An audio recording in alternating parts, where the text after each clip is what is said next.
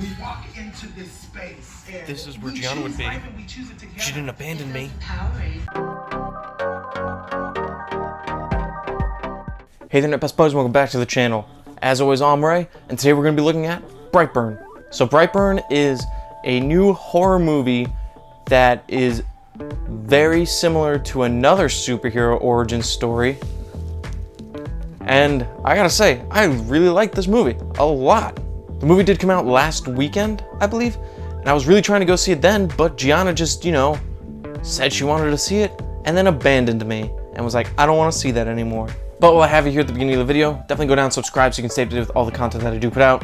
And my question in this video is, what other well-known superhero origin stories would you like to see get these alternate version twists? I really think that a Batman origin or a Spider-Man origin could work really well with this kind of horror view on it. The plot of the movie is literally just Superman, but he's evil, and that's all you really need to know about it. Either you're into it or you're not, so that's basically how you'll know if you want to see the movie. Jackson A. Dunn was really good as Brandon, this child who's discovering his true origins, and I really like that a lot of the actions they had him take felt like what a young boy would probably end up doing if they were in this situation and they were developing these sorts of powers.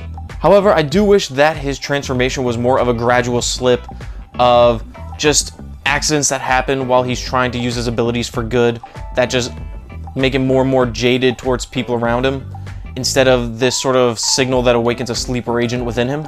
Elizabeth Banks was fantastic as Brandon's mother, and I thought David Dent was really good as the father. I thought they did an excellent job showing how much they cared for their son, but I think they also did a really good job of showing how difficult and taxing a situation like this could be on an adoptive parent situation.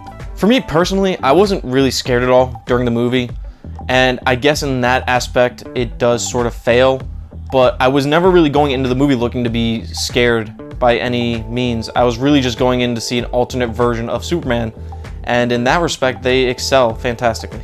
So I also think the movie does move at a pretty good pace. It's only an hour and a half, and even during some of the downtime, I was never really bored just because they used those moments to develop some of the family dynamics and also to show Brendan discovering his powers and his ultimate destiny.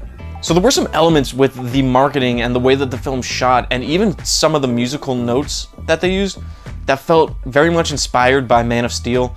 And I mean, if you know anything about me,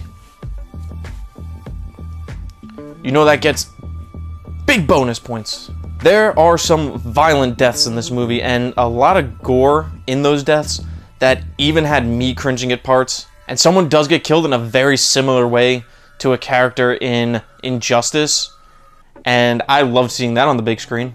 There was one editing issue that I caught, and it's pretty minor, it's not a big deal, but I was specifically looking to see if this happened, and it did, where there's a scene where there's a light flashing from red to white, back to red, back to white, repeated.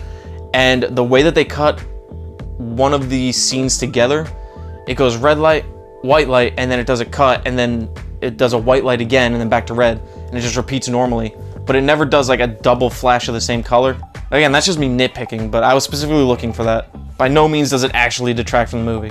There's also another weird issue that felt kind of minor to me, but it was a little off, is how the sheriff figures out that Brandon might be behind some of these instances where he notices that there's a similar symbol in different areas, and he's like, it kind of looks like a BB for Brendan Breyer.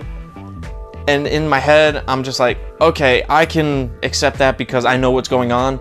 But if I was in the sheriff's shoes, I wouldn't assume that that was Brendan Breyer just because it involved some things that no child could physically do in the real world. Granted, it did lead to a pretty great revelation scene for Elizabeth Banks' character. The last thing I want to touch on is the ending, which I thought was perfect, and they really could have gone one of two ways, one of which being the way that they did, and the other one being kind of cliche and underwhelming, so I'm really glad they went with what they did for the ending. Overall, I really enjoyed this movie, and I'm so glad I was finally able to catch it. Definitely a fun and refreshing take on the superhero genre, and I definitely think that anybody who likes superheroes or, Superman should definitely give it a shot. Brightburn gets an 8 out of 10. So if you do decide to see this movie, there is a credit scene. It's not like a mid-credit scene. I think it actually happens right at the start of the credits. And I'm not going to spoil who the actor is that's in it, because that was a lot of fun to see. But it does set up for some really cool stuff, so definitely wait until that whole sequence is over. It was great. But that's my review for Brightburn. Again, I really like the movie. Absolutely, because it's basically Superman, but evil. As always, thanks for watching the video. It means a great deal you're continuing to watch the content that I do put out. Definitely go down and subscribe, like I said at the beginning, so you can stay up to date with all the reviews and other videos that I do put out.